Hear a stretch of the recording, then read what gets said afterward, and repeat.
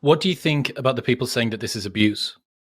On which part? Because The some people. messages, the restriction of you, I don't want you to have photos of you in a bikini with your ass out. I don't want you to be surfing with guys. I don't want you to have friendships with people from your recent like wild past. Mhm. I would be very cautious of using the word abuse, even though I don't agree with Jonah. I think it is an extreme attempt to kind of vilify. He is actually what I see as a cry for help. When we have intense insecurities, it then manifests itself as controlling behavior. But that controlling behavior is a direct correlation to how attached they are to you and how inadequate they feel about the relationship, either because of how their self-esteem or how you've made them feel. So when we use the word abuse, I would be careful of using that, because abuse signals that that person is doing it maliciously, consciously, and has been doing it throughout the relationship. But what this may have been is his insecurities got the best of him, and he lashed out in a way that it isn't appropriate. But I would be mindful of the word abuse. What do you think? Do you think it's abuse? I abuse is a very very strong term, and again, concept creep has managed to turn everything into racism, or everything into homophobia, or everything into bigotry, and everything into trauma and abuse. I'm not sure what the definition of it is. I think it's a shitty move by Jonah Hill, and I think that people who have low self esteem do loads and loads of strange things that to them is just insecurity burbling inside of them, and like a volcano, it cracks out through a fissure, and if the pressure has built for a long time, then that can happen. I haven't watched it, but that Stutz Netflix documentary, which I think is between Jonah and his therapist, shows that Jonah has been doing a good bit of self work. But if there is this source code, this sort of base layer of low self esteem, insecurity, sense of insufficiency, it seems like what you're suggesting is there is an upper bound on how much he's going to be able to move that, even with a fantastic therapist, which I guess he'll even feel that. He'll feel the discomfort of, who am I to be this world famous actor that feels like he's insecure around this girl? So there's an awful lot going on. Yeah, but do What you think that her reaction is a bit abusive, like exposing it to the public when we know that there's millions of people now judging this person who's already emotionally vulnerable? I would argue that's more abusive. I would argue that when you know somebody's in the public eye, and the amount of people that are now going to judge him, and the potential effect it's going to have on their career, when it could be resolved between the two of you, do you think that's more abusive and narcissistic? When it could be resolved between the two of you, do you think that's more abusive and narcissistic? more abusive and narcissistic? That's a really interesting one. Certainly the timing of it seems strange. The Jonah and his new fiance have just had a child. The ex-girlfriend said that she had held this off so that she didn't disrupt the pregnancy. But I mean, the choices between disrupting a pregnancy or disrupting a newborn. So, like, pick your poison there. I'm not convinced that it's right to air this out in this way. But then on the flip side, is this a useful example for guys who have a low self esteem to understand that it is important to understand how setting boundaries works? The problem that you have is we're working very, very hard to make the ex's motivations for doing this into something that's like virtuous.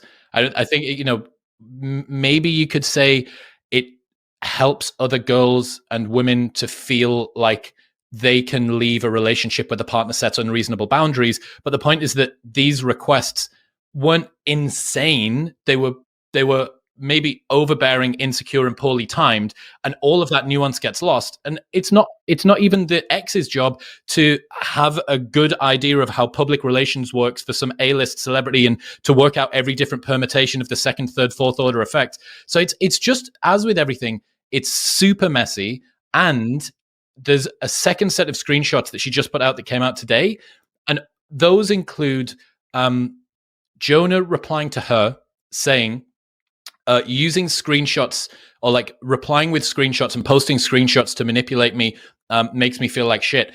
That screenshot is from August 2022. But what people are doing is they're taking that screenshot and presuming he's texted her recently about this most recent, it's not. It's due to her sending back to him his own screenshots in a private message thread.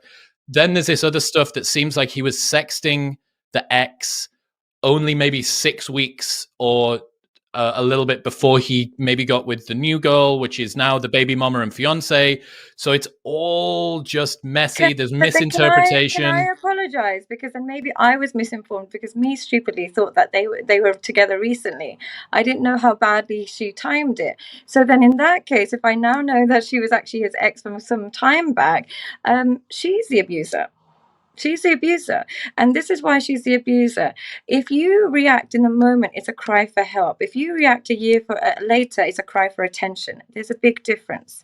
When you're crying for help, you're genuinely on your knees and you need people to know. And that moment I can understand. A bit like, when you hear footballers' wives expose them for abuse.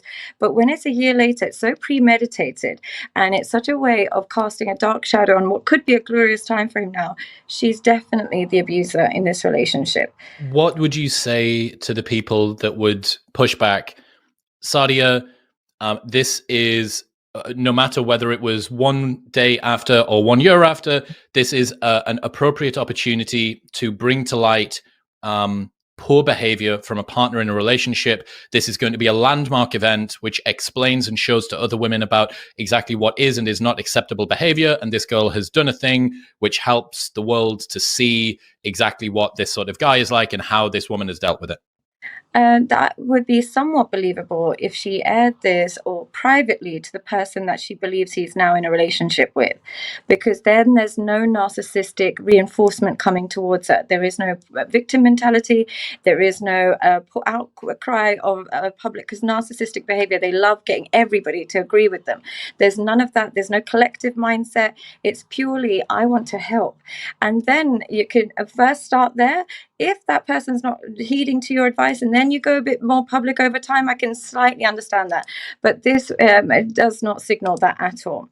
So that's why I just feel like when it's between the two of you, or if it's in the moment, I completely understand. But if it's a year or time later, to expose somebody and degrade somebody is very different to expose your own traumas and trying to seek help. The two things are very, very different. And it sounds like very selfish motives. What do you think about that? Do you think it's selfless? I definitely don't think it's selfless. I Yeah. think no matter what you believe, this woman has now pigeonholed herself as either a card-carrying domestic abuse survivor, there's going to be sexual crime survivor. Like, she's going to make herself a spearhead for women who have been mistreated in relationships, and that's now this lady is locked onto those train tracks for probably the next 2 years of her life. Maybe there's a book deal out of it. Maybe there's, her Instagram's doubled since I last checked it. It went from maybe like sort of the 60K up to, I think it's at 150 now. It's going to be at way more in the future. And it's important to note that the amount of kind of subjective focus narcissism involves, victim mentality is the same way.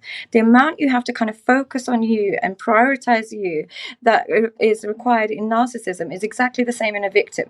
Somebody who over-identifies as a victim displays the same level of self-indulgence as a narcissist, and which is why I try and get both of them to remove those labels, because they're not good for either of us. They don't create any responsibility and accountability on both ends. The lack of accountability and responsibility on both the victim and narcissist are almost identical, which is why they require the same level of self-indulgence, and which is why we try and change it to, I wouldn't call her a victim of abuse. I think it's an insult to people who are actually been abused to suggest that she's an abuser, been abused. But I do think, of course, Jonah should have been more mindful when picking a partner, and hopefully he's chosen a partner who does abide by his boundaries, and it's a learning curve we all go through. But I think trying to galvanize the public into supporting your kind of victimhood is the biggest signal of narcissism we can actually find in modern day society.